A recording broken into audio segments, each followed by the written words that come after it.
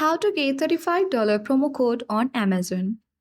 Hey everyone, this is Rose from Create, Login and Delete. Without any further ado, let's dive right into the video.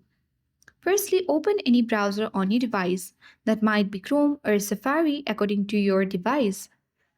Tap on the search bar and type in Amazon promo code.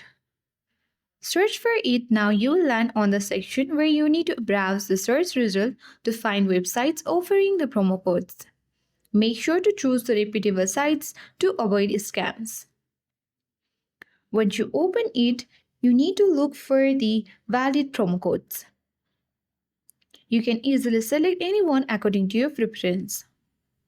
When you open it, a menu box appears on the screen where you can easily find out the Amazon promo codes. So tap on the copy button and it has been copied to your clipboard. Now you can easily use it on Amazon while checking out and get heavy discounts on any products or services. So that's all for today. Hope this video helped you. If you are new to our channel, hit the like button and subscribe for more tech and tips videos. Thank you for watching and see you in the next video.